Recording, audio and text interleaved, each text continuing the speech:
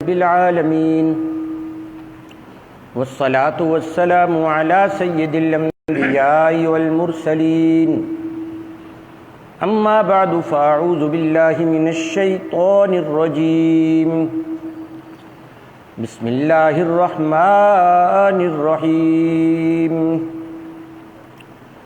إن الله وملائكته يصلون على النبي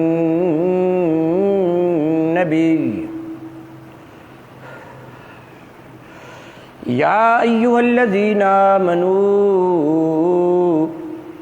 صلوا عليه وسلموا تسليما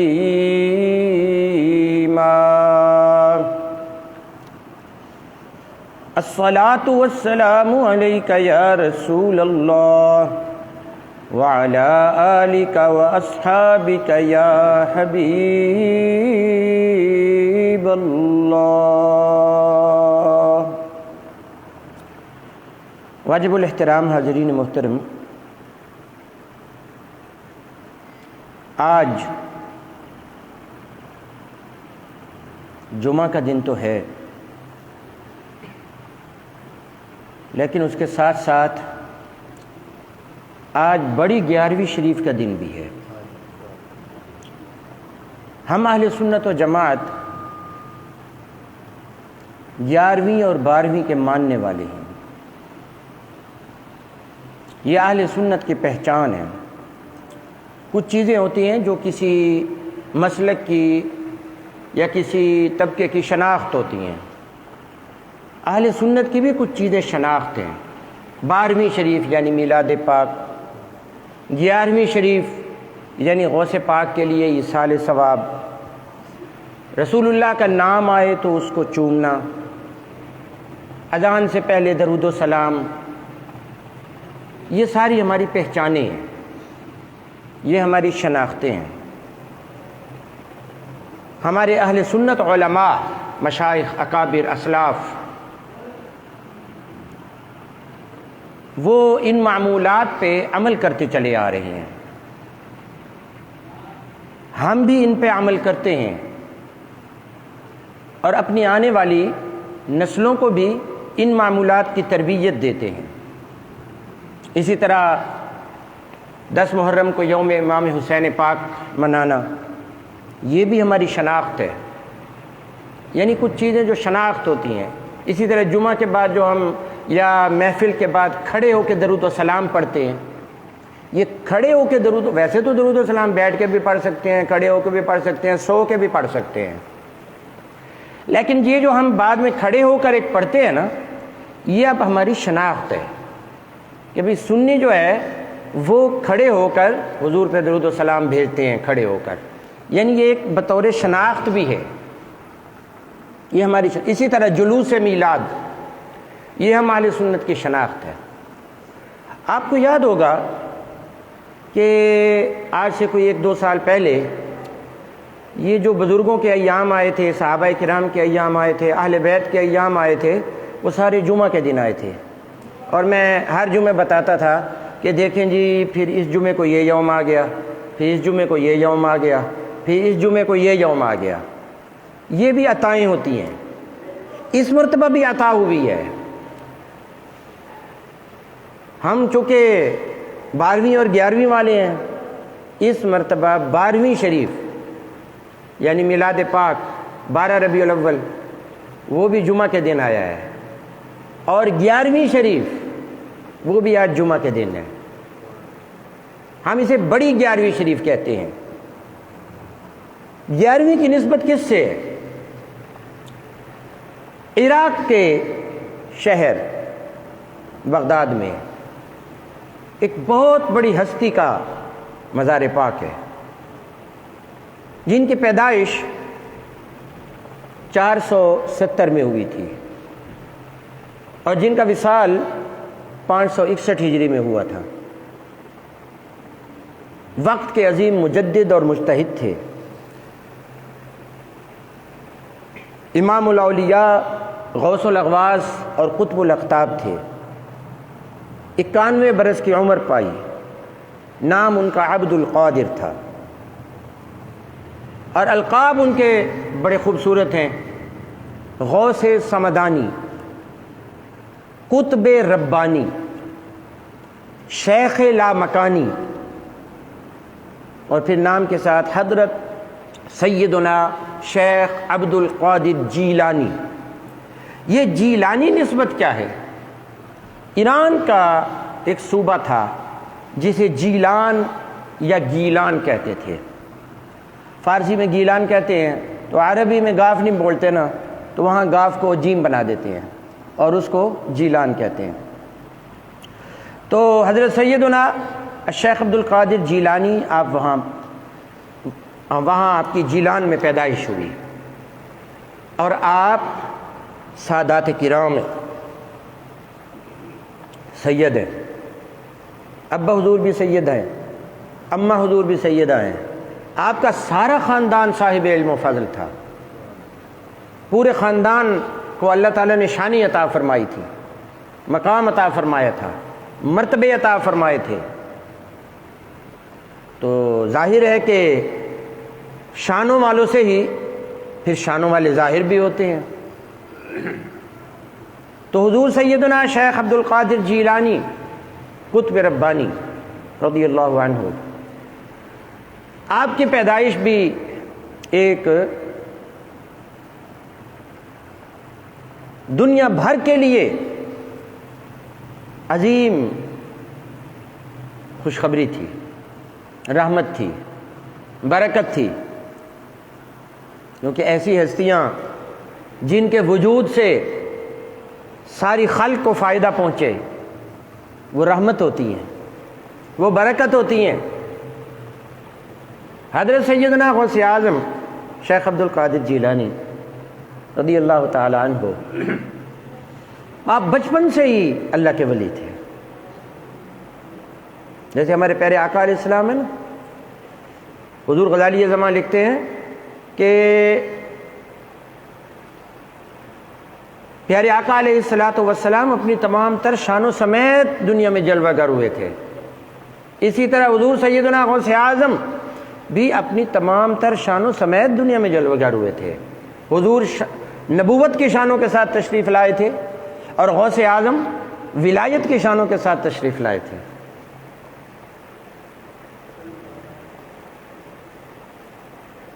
بہت بڑا مرتبہ ہے۔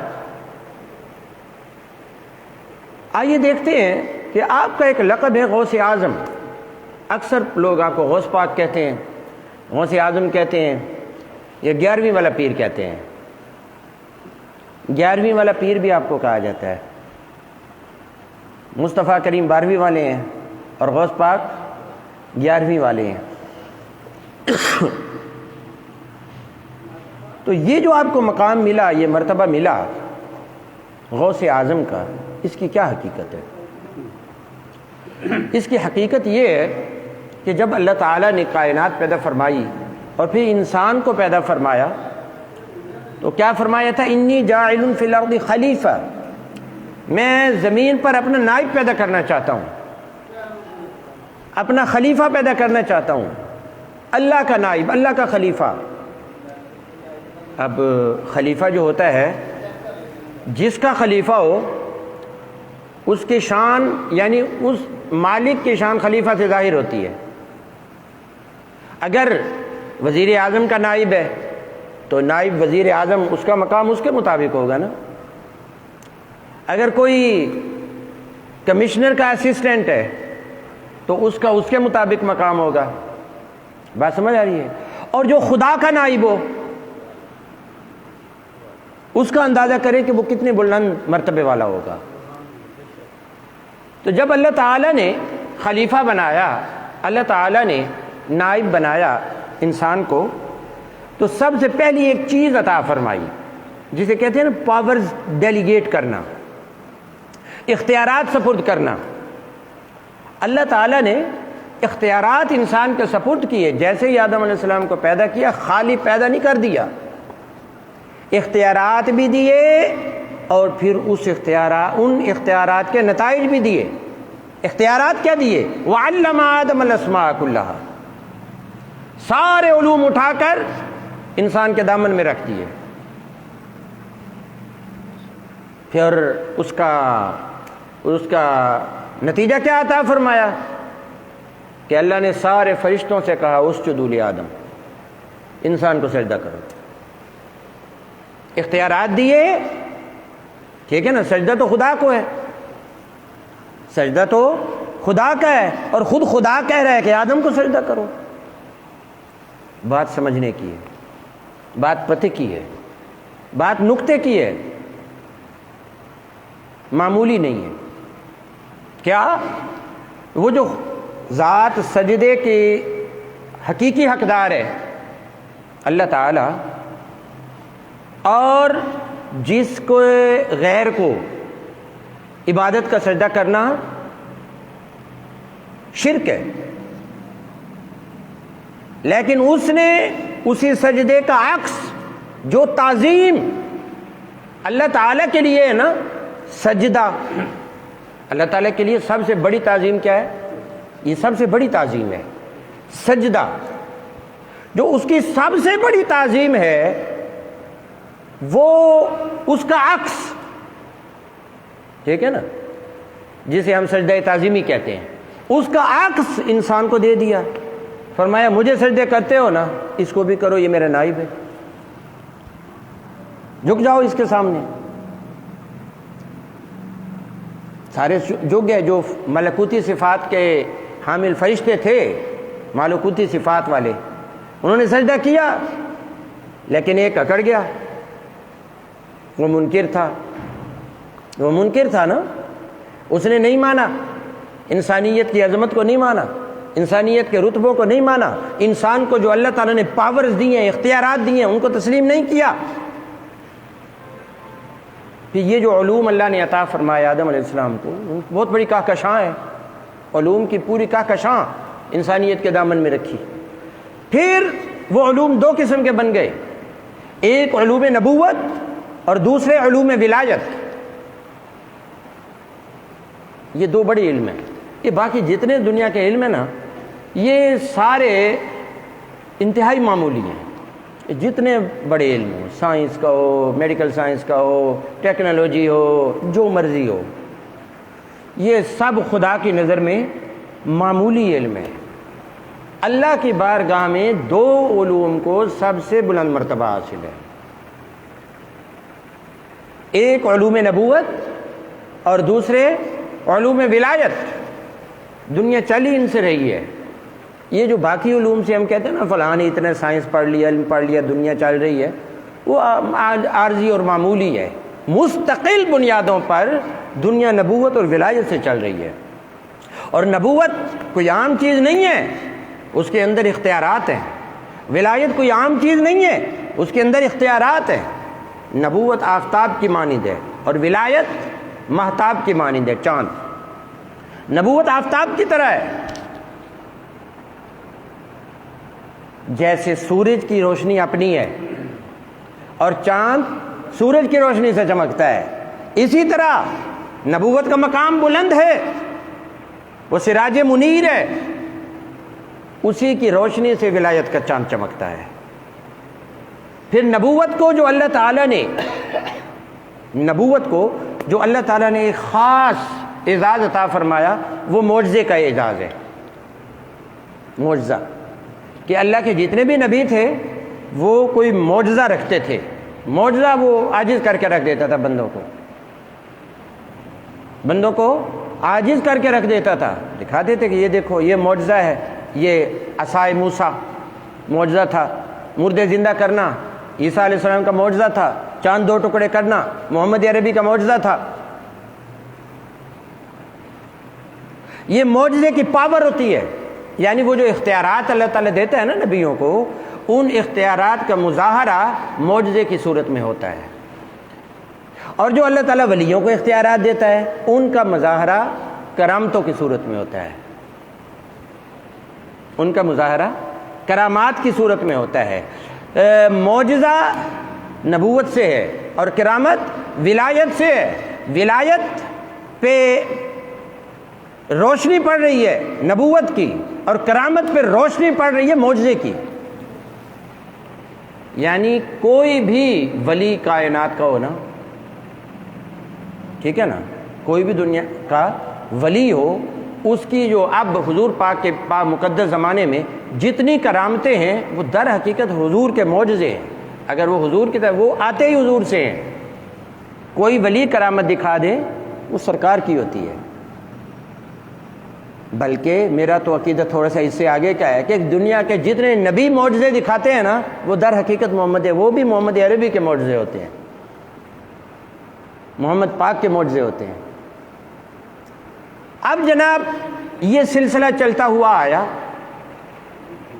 نبوت کا مظاہرہ، نبوت کی شان جیسی محمد عربی سے ظاہر ہوئی ویسی کسی اور نبی سے بھی ظاہر نہیں ہوئی۔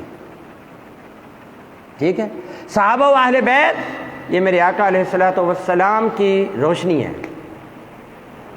یہ نبوت کی جھلکیاں ہیں۔ صحابہ اور اہل بیت میرے آقا کی نبوت کی جھلکیاں ہیں۔ نبوت کی شان جیسی مصطفیٰ سے ظاہر ہوئی ویسی کسی سے ظاہر نہیں ہوئی، اور ولایت کی شان جیسی غوث پاک سے ظاہر ہوئی ویسی کسی اور سے ظاہر نہیں ہوئی۔ حضور غوث پاک خود ارشاد فرماتے ہیں میں حضور علیہ الصلوۃ والسلام کے قدم بقدم نقش قدم پہ چل رہا ہوں۔ یہ ہو ہی نہیں سکتا حضور کے نقش قدم پہ نہ چلے اور ولی بن جائے، سرکار کے نقش قدم پہ نہ چلے اور ولی کہلائے۔ اس کا تو ہر عمل رسول اللہ کے طریقے کے عین مطابق ہوگا۔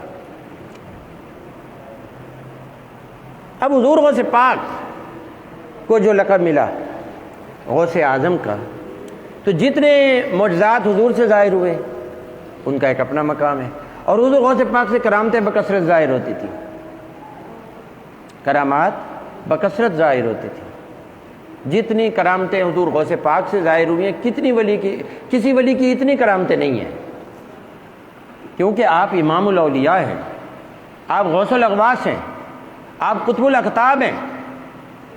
یہ غوث کیا ہوتا ہے؟ غوث کیا ہوتا ہے؟ یہ غوث جو ہے نا، یہ در حقیقت یہ جو ولایت ہے نا، یہ تصوف کا راستہ ہے، یہ ایک علم ہے، اس کو پڑھنا چاہیے۔ بہت سارے لوگ نہیں پڑھتے نا، علم تصوف، روحانیت کا علم، تصوف کا علم، طریقت کا علم، اس سے بے خبر ہیں۔ اسے باقاعدہ پڑھنا پڑتا ہے، سیکھنا پڑتا ہے، عمل کرنا پڑتا ہے، عمل کرنا پڑتا ہے، سیکھنا پڑتا ہے۔ تو اسی تصوف میں یہ جو اولیاء کرام کی وہ مختلف عہدے ہیں نا، اولیاء کرام کے مختلف عہدے ہیں، وہ لکھے ہوئے ہیں۔ ولایت کا جو سب سے بڑا عہدہ ہے نا، وہ ہے غوث۔ اس کو قطب بھی کہتے ہیں اور اس کو غوث بھی کہتے ہیں۔ یہ ولایت کا سب سے بڑا عہدہ ہے۔ یہ کتابوں میں باقاعدہ اس کی تفصیل لکھی ہوئی ہے، علماء نے، اولیاء نے اپنی کتابوں میں اس کی وضاحت کی ہے۔ یہ پیچھے شروع سے ہمارے پاس یہ سلسلہ چلا آ رہا ہے۔ غوث، فریاد رس، مددگار۔ اب بہت سارے بندے جو ہیں وہ اس کو نہیں مانتے، ہم نہیں مانتے جی، بس اللہ ہی صرف مدد فرماتا ہے۔ اور بہت سارے لوگ یہ بھی نہیں مانتے کہ، اور کئی لوگ، جو ابو جہل تھا، وہ حضور کی عظمت نہیں مانتا تھا، نہیں مانتا تھا نا۔ حضور پاک کے معجزے تھے کہ نہیں تھے؟ حضور کو ماننے والے تھے کہ نہیں تھے؟ حضور کل شانوں کے مالک ہیں کہ نہیں ہیں؟ یقیناً ہے، لیکن ابو جہل نے مانا نہیں؟ مانا نا، بے ادب بن گیا نا، بے ادب بن گیا، اس نے نہیں مانا۔ یہ نام ماننا شروع سے شیطان کی صفت چلی آ رہی ہے۔ سب سے پہلے اللہ نے آدم کو شان عطا کی، شیطان نے انکار کر دیا۔ اللہ نے شان موسیٰ کو عطا کی، فرعون نے انکار کر دیا۔ اللہ نے شان ابراہیم کو عطا کی، نمرود نے انکار کر دیا۔ اللہ نے شان محمد عربی کو عطا کی، ابو جہل نے انکار کر دیا۔ اللہ نے شان غوث اعظم کو عطا کی، منکر نے انکار کر دیا۔ یہ نام ماننا عظمتوں کو اور شانوں کو، یہ سلسلہ بھی شروع سے چلا آ رہا ہے۔ اس کا بانی مبانی ابلیس، شیطان ہے۔ جس کا تذکرہ آپ ہر وقت کرتے ہیں، اعوذ باللہ من الشیطان الرجیم. کیا بات ہے جی. اللہ نے فرمایا قرآن بعد میں شروع کرو، پہلے اعوذ باللہ من الشیطان الرجیم پڑھو. کیوں؟ کہ کہیں بندہ بے ادب نہ ہو جائے. شیطان کی سب سے بڑی صفت یہ ہے، وہ بے ادب ہے. وہ بے ادب ہے، وہ عظمتوں کو نہیں مانتا. انسان کو جو اللہ نے شانیں دی ہیں ان کے سامنے اپنا سر نہیں جھکاتا. اللہ کہتا ہے کہ میں نے اپنا نائب بنایا، میں نے اپنے نائب کو شانیں عطا کی، میں نے اپنے نائب کو فرشتوں سے سجدہ کروایا. جو میرا نائب ہے اس کے سامنے جھک جاؤ. اگر اس کے سامنے جھک گئے تو فرمایا میرے سامنے جھک گئے. تو جس نے محمد الرسول اللہ کہا اور آپ کی بارگاہ میں جھک گیا وہ اللہ کے راستے پہ چل رہا ہے. اور جس نے اولیاء کرام کی شانوں کو مانا اور ان کی بارگاہ میں جھک گیا، فریاد رس. غوث کا معنی کیا ہے؟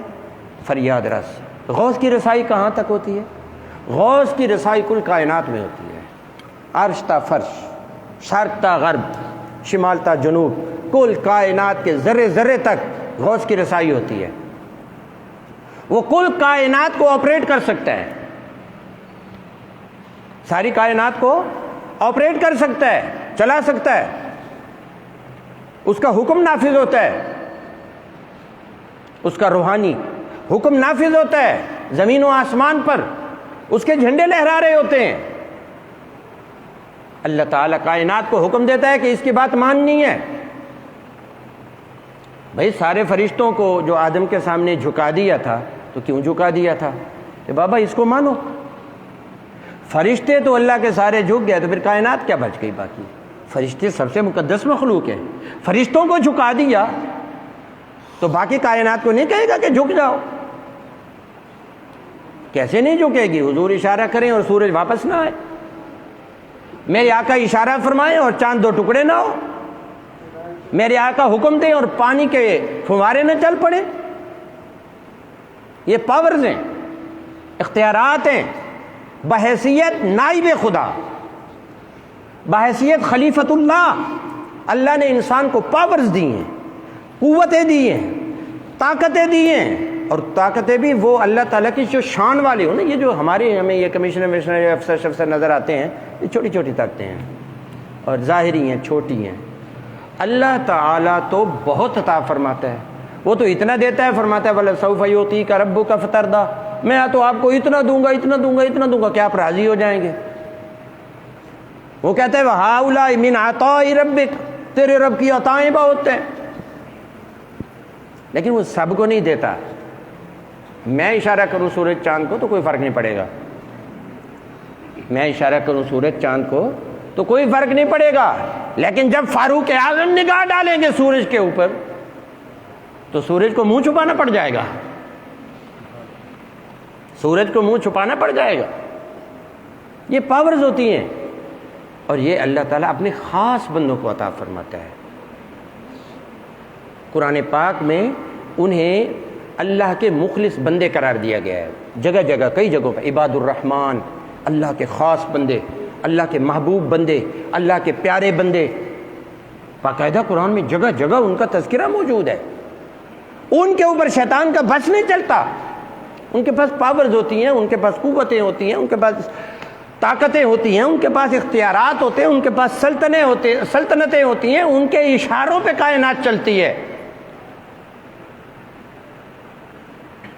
حضور غوث پاک کی آپ کتابیں اٹھا کے پڑھیں نا، آپ کتابیں اٹھا کے پڑھیں، ان کے حالات پڑھیں تو آپ کو پتہ چلے گا کہ غوث پاک سے اللہ تعالیٰ کتنی کائنات کے مسئلے حل فرماتا تھا. لوگ عرض کرتے تھے ان کے مسئلے حل ہو جاتے تھے. ایسے بندے اللہ نے پیدا کیے ہیں دنیا میں. اور رب کی شان تو ظاہر ہی نہیں سے ہوتی ہے. اللہ تعالیٰ بذات خود شکل صورت سے تو پاک ہے. وہ تو بذات خود ہمارے درمیان کسی شکل میں تو آتا ہی نہیں ہے، آتا ہی نہیں ہے. تو پھر وہ اپنی شانیں کہاں سے ظاہر کرتا ہے؟ انہی بندوں سے ظاہر کرتا ہے. پیارے آقا علیہ السلام نے ارشاد فرمایا، حدیث سن لیں آپ کو پتہ چل جائے گا کہ وہ اپنی شانیں کیسے ظاہر کرتا ہے. وہ اپنی شانیں کیسے ظاہر فرماتا ہے آپ سن لیں۔ آقا علیہ السلام نے ارشاد فرمایا کہ اللہ تعالیٰ ارشاد فرماتا ہے کہ میرا بندہ جتنا سجدے سے اور فرائض سے میرا قرب حاصل کرتا ہے اتنے کسی اور چیز سے حاصل نہیں کرتا۔ لہذا جتنے نبی ہیں اور جتنے ولی ہیں آپ ان کو فرائض پہ ثابت قدم پائیں گے۔ ان کی نمازیں نہیں چھوٹیں گی، روزے نہیں چھوٹیں گے، حج نہیں چھوٹے گا، زکاتیں نہیں چھوٹیں گی، جو بھی فرائض شرعیہ ہیں ان کے اوپر پورا عمل کرتے ہیں۔ سمجھ رہے ہیں؟ فرمایا کہ جتنا بندہ میرا قرب فرائض سے حاصل کرتا ہے اتنا کسی بھی اور چیز سے حاصل نہیں کرتا۔ پھر فرائض کا قرب جب مکمل ہو جاتا ہے پھر اب آگے اللہ تعالیٰ نے نفلی نظام بنا دیا ہے۔ اب فجر کے 2 فرضی پڑھنے ہیں، ظہر کے 4 پڑھنے ہیں، عصر کے 4 پڑھنے ہیں، مغرب کے 3 پڑھنے ہیں، عشاء کے 4 پڑھنے ہیں، تو فرائض ہو گئے، سنتیں ہو گئیں۔ اور اس کے بعد نوافل کا تو اللہ تعالیٰ نے کہا ہی نہیں ہے۔ فرض روزے وہ تو صرف رمضان میں ہے، باقی فرمایا رکھتے رہو۔ نفلیں فرض تو اتنے ہی پڑھ لیے، نفلیں جتنی مرضی پڑھتے رہو سارا دن۔ حج ایک فرض کر دیا، باقی نفلی حج جتنے مرضی کرتے رہو۔ بات سمجھنے کی کوشش کیجئے گا۔ فرائض سے بندہ خدا کے قرب میں جاتا ہے، لیکن وہ بیس ہے، وہ بیس ہے، اس کے بغیر تو گزارا ہی نہیں ہے، اس کے بغیر گزارا نہیں ہے۔ اس کے بعد آتی ہے نوافل کے باری۔ اب جتنے نوافل میں آگے بڑھو گے اتنے خدا کے بندے مقرب بنو گے۔ یا مولا جب تیرا کوئی بندہ پیارا بن جاتا ہے، محبوب بن جاتا ہے نفلیں پڑھ پڑھ کے، پھر اس کی شان کیا ہوتی ہے؟ حدیث پاک ہے، اب یہ سنیے، اور مستند حدیث ہے۔ آقا علیہ السلام نے فرمایا کہ اللہ فرماتا ہے جب بندہ نفلیں پڑھ پڑھ کے، فرائض کے بعد نفلیں پڑھ پڑھ کے، میرا نفلی کام کر کر کے، عبادتیں کر کر کے میرا قرب حاصل کر لیتا ہے، فرمایا پھر وہ اس مقام تک پہنچ جاتا ہے کہ میں اس کی آنکھیں بن جاتا ہوں جن سے وہ دیکھتا ہے۔ اب یہ خدا کی پاور اس کی آنکھوں سے ظاہر ہو رہی ہوتی ہے۔ اللہ کی طاقت اس کی آنکھوں سے ظاہر ہوتی ہے، جو اس کی دیکھنے کی طاقت ہے نا، اللہ تو کائنات کو دیکھ رہا ہے، وہ پھر اپنے بندے کی آنکھوں میں اپنی خاص طاقت ڈال دیتا ہے، پھر وہ ساری کائنات کو وہیں بیٹھے دیکھ رہا ہوتا ہے۔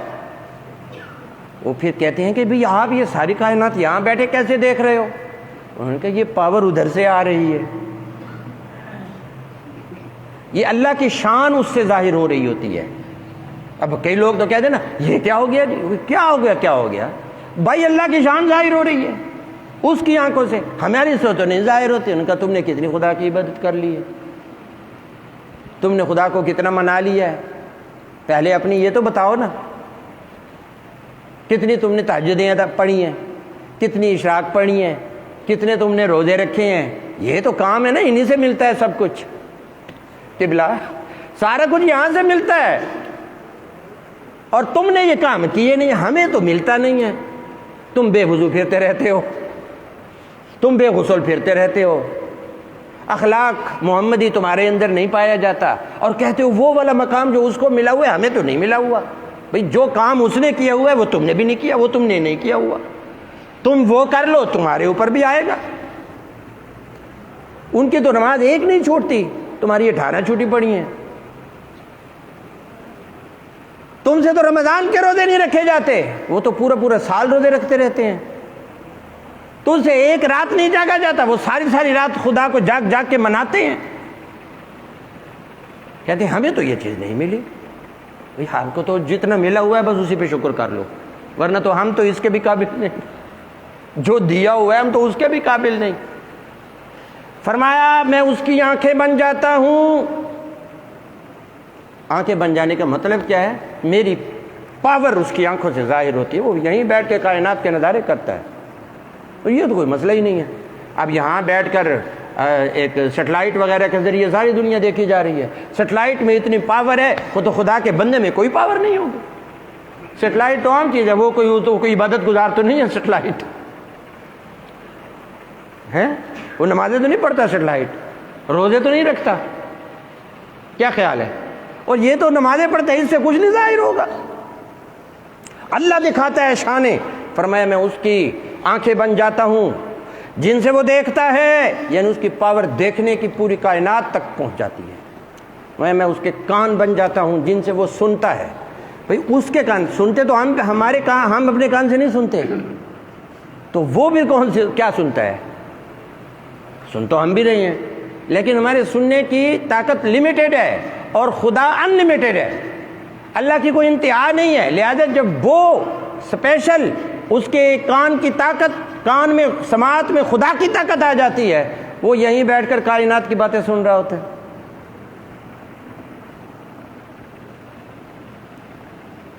ساری کائنات کی باتیں سنتا ہے. یہ حدیث ہے. فرمایا میں اس کے کان بن جاتا ہوں جن سے وہ سنتا ہے. اب خدا جس کے کان بن جائے، یعنی اس کی طاقت ان میں آ جائے، تو اس کی سماعت کی جو فریکوینسی ہے کتنی بڑھ جائے گی، اس کی رینج کتنی بڑھ جائے گی، وہ پوری کائنات تک پہنچ جاتی ہے. وہ اللہ تعالیٰ کے اختیار میں، وہ جس کو جتنا دے. ہے سب کچھ خدا، مگر اور سب کچھ خدا ہے اور وہ دیتا ہے، اسی سے ثابت ہوتا ہے. اگر وہ خدا ہے، اس کے پاس سب کچھ ہے، تو پھر وہ کیا دیتا ہے؟ میں یہ سب کچھ اللہ والوں کو، اپنے نیک بندوں کو دیتا رہتا ہے. وہ شیطان کی مان لیتے ہیں، کہتے ہیں شیطان پوری دنیا میں ہر کسی کو گمراہ کر رہا ہے، اللہ کے نیک بندوں کو نہیں مانتے. شیطان کو مان لیتے ہیں، مانتے ہیں نہیں مانتے. شیطان سے زیادہ تعلق ہے، اس کے ساتھ زیادہ رابطہ بنا رکھا ہے. بھئی ہم نے تو غوث پاک کے ساتھ رابطہ رکھا ہوا ہے، ہم نے تو محمد عربی کے ساتھ رابطہ رکھا ہوا ہے، ہم نے تو انبیاء کے ساتھ رابطہ رکھا ہوا ہے، ہم ان کو مانتے ہیں. اور وہ تو شیطان کو تو ان کے سامنے کچھ بھی نہیں ہے. شیطان کا تو ان پہ بس بھی نہیں چلتا. بات سمجھ آ رہی؟ اس کے بعد ارشاد فرمایا میں اس کے ہاتھ بن جاتا ہوں جن سے وہ پکڑتا ہے. مقصد ان کے ہاتھوں میں وہ پاور آ جاتی ہے، خدائی طاقت آ جاتی ہے، خدائی طاقت آ جاتی ہے. اور اس خدائی طاقت سے وہ پھر دنیا میں جہاں وہاں بیٹھا جہاں ہوتا ہے. حضور غوث پاک کا ایک واقعہ ہے، وہ ایک جگہ ان کو مرید کوئی جا رہے تھے، ڈاکوؤں نے لوٹ لیا. انہوں نے پکارا غوث پاک کو، غوث پاک وضو فرما رہے تھے، وہیں سے اپنا جوتا پھینکا. وہ گئے اور وہاں پہنچ کے ڈاکوؤں کے سر پہ برسنے لگے، بھاگ گئے سارے. فرمایا میں اس کے ہاتھ بن جاتا ہوں جن سے وہ پکڑتا ہے. اور یہاں تک بھی ارشاد فرمایا میں اس کے پاؤں بن جاتا ہوں جن سے وہ چلتا ہے. میں ان کے پاؤں بن جاتا ہوں، یعنی یہ نہیں کہ خدا کی طاقت اس کے پاؤں میں آ جاتی ہے، وہ پھر سمندروں پہ چل رہا ہوتا ہے، دریاؤں میں چل رہا ہوتا ہے، وہ ہواؤں میں اڑ رہا ہوتا ہے، اس کے پاس پاور ہی پاور ہوتی ہے. یہ ہوتے ہیں اللہ کے ولی، اور یہی طاقت غوث پاک میں تھی. انشاءاللہ تعالی ہم اپنی بقیہ گفتگو اگلی مرتبہ کریں گے. ہمارے دیوبند شریف کے قبلہ سید صاحب تشریف لے آئے ہیں، ان کا استقبال بھی کیجئے اور ان کا بیان بھی سماعت فرمائیں. وآخر دعوانا ان الحمد للہ رب العالمین.